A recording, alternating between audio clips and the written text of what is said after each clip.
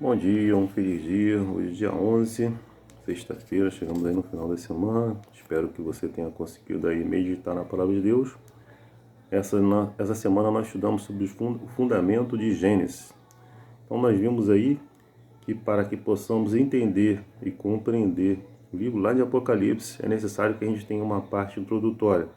E isso começa pelo livro de Gênesis. Então é importante para que você leia o livro de Apocalipse, primeiro você leia o livro de Gênesis, para que você possa ter uma compreensão melhor. Lá em João 1,29 diz: No dia seguinte, vendo que Jesus vinha em sua direção, João disse: Eis o Cordeiro de Deus que tira o pecado do mundo. Somente Cristo, Cordeiro de Deus, pode tirar o pecado desse mundo. E para que nós possamos ter essa oportunidade, essa chance, devemos aceitar o sacrifício que ele fez por mim e por você na cruz do Calvário. E a partir do momento que aceitarmos isso, mediante a nossa fé, não pelos nossos méritos, pelos méritos são de Cristo, podemos ter a remissão dos nossos pecados. Deus esquece do seu pecado, esquece do meu pecado, do pecado de toda a humanidade e joga nas profundezas do mar. Ele não lembra mais desse pecado, não é isso? Para isso devemos estar o quê? Nos preparando a cada dia, aceitando a sua graça em nossa vida, para que possamos efetivamente, a todo momento estar preparado para quando Jesus voltar nos levar deste mundo, não é isso? Nós trabalhamos durante a semana sobre a primeira menção, seja do amor, como nós vimos, seja da história aí do Cordeiro, seja da história da morte, ou da serpente. Todos esses episódios nós nos deparamos no livro de Gênesis e logo depois nós vamos ver também que essa primeira menção do livro de Gênesis também se remete ao livro de Apocalipse. Nós vimos que Deus não muda, a sua palavra permanece para sempre, como fala em Isaías 40, versos 7 e 8. Vimos também em Malaquias, capítulo 3, verso 6, que o Senhor não muda. E vimos também lá em Hebreus, capítulo 13, verso 8, que Jesus Cristo é ontem, hoje é o mesmo e o será para sempre. Não é isso? Então nós vimos que Deus é um Deus que não muda e a sua palavra permanece para sempre, e que para compreendermos uma parte da Bíblia devemos estudar o quê? Outras partes, não é isso? E vimos também que a primeira menção aí do amor é relatado aí na história de Abraão, Isaac. Deus pede a Abraão que ele sacrificasse o único filho, Isaac, não é isso?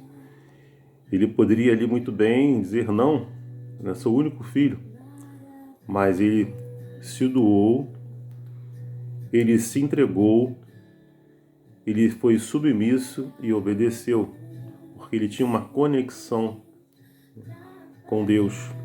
Essa conexão que eu e você devemos ter, para quando Deus nos pedir alguma coisa, nós possamos agir da mesma forma, se doando, se entregando, sendo obediente e submisso à sua vontade.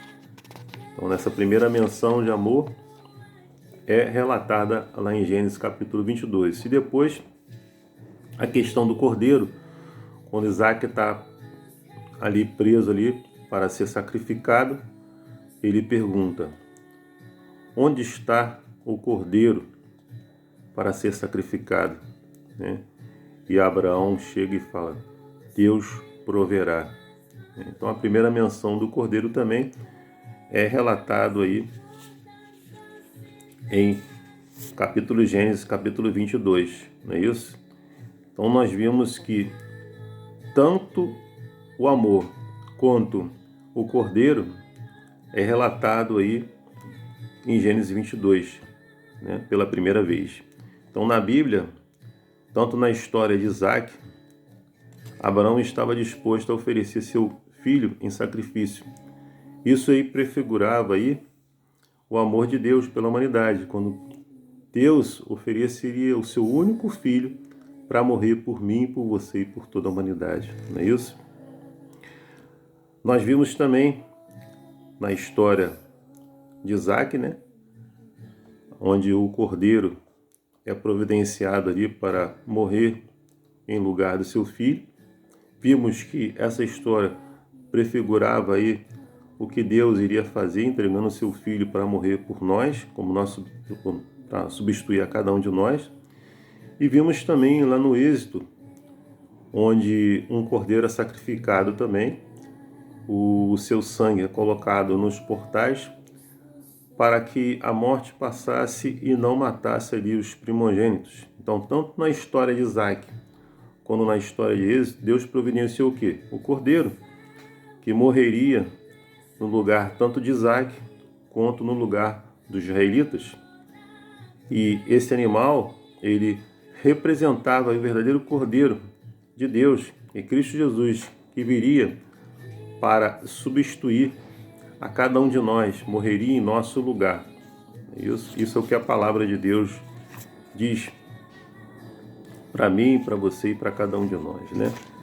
E a questão da morte, como lidarmos com a morte? É difícil, né?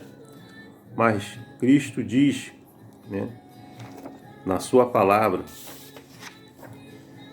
lá em Romanos 6:23, que o salário do pecado é a morte. João 11:25 diz: eu sou a ressurreição e a vida. Quem crê em mim, ainda que morra, viverá. E são promessas que Deus dá para cada um de nós. E lá em 1 Coríntios 15:26 diz que o último inimigo será vencido, será o quê? A morte. É isso? Nós vimos na história aí que Caim matou Abel, né? Sacrificou ali Abel.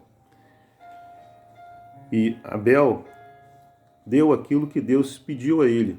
E Caim não deu aquilo que Deus pediu a ele.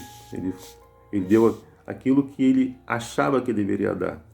E aí a gente vê duas linhagens. A linhagem de Caim, né, os que querem fazer a sua própria vontade, seguir os seus próprios interesses, seguir as suas próprias orientações e seu próprio estilo de vida. E nós vimos a linhagem de Abel, onde são os verdadeiros adoradores do Senhor, mas que são perseguidos e injustiçados.